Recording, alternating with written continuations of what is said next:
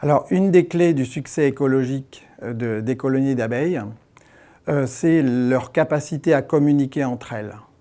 Et pour cela, elles utilisent deux systèmes de communication, les sons ou les vibrations, ou bien les molécules, les signaux chimiques qu'on appelle des phéromones.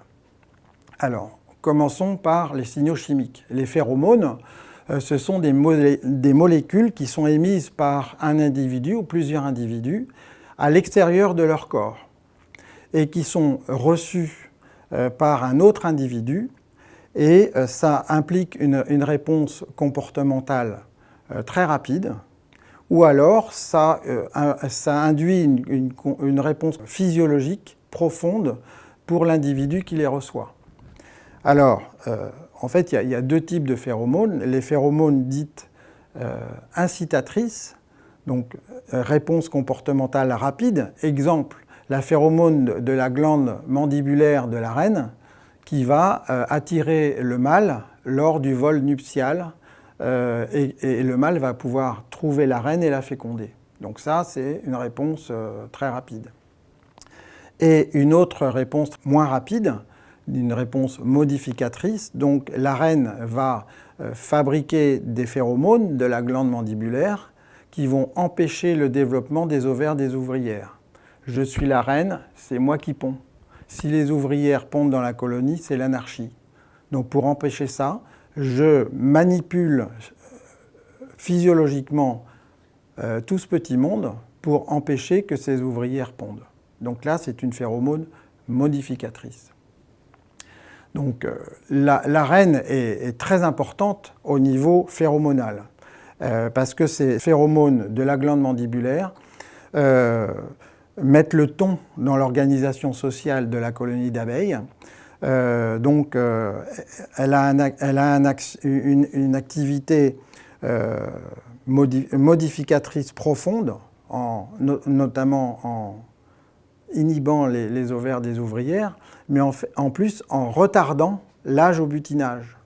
Donc ces petites ouvrières, au lieu d'aller butiner très vite, elles vont rester au nid pour s'occuper du nid. Ça, c'est très important.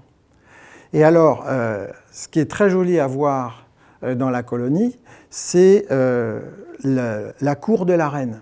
La cour de la reine, quand la reine passe au travers des ouvrières, les ouvrières font une cour autour d'elle, et puis la touchent avec leurs antennes, etc.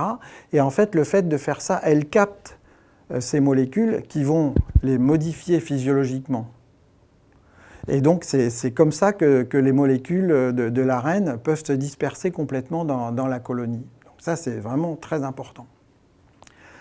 Les larves également émettent des phéromones qui sont très importantes sur les régulations sociales.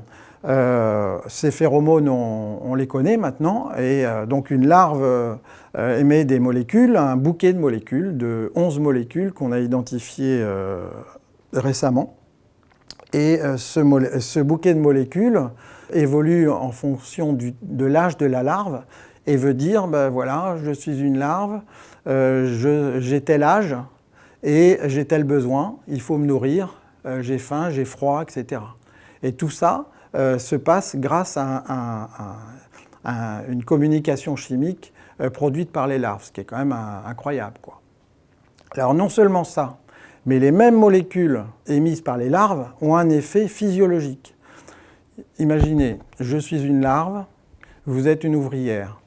Ces molécules, je vous les envoie, je vous les transmets, et vous, les ouvrières, ça va développer les glandes hypopharyngiennes que vous avez dans la tête, qui servent à fabriquer la nourriture que vous me donnez. Les mêmes molécules vont empêcher vos ovaires de se développer. Pas la peine de dépenser de l'énergie pour vous, vous dépensez de l'énergie pour moi, s'il vous plaît. Les mêmes molécules vont retarder l'âge au butinage, c'est-à-dire, allez pas butiner parce qu'on a besoin de vous à l'intérieur. Voilà. Les larves font ça, et c'est un système de communication vraiment extraordinaire. Ce qui est intéressant de voir, c'est quelquefois la même molécule phéromonale peut avoir un effet sur le comportement, induire un comportement rapide, et aussi à induire une modification physiologique profonde. Ainsi, chez les abeilles sociales, la communication phéromonale est très importante dans la communication entre individus et dans toutes les régulations sociales de la colonie.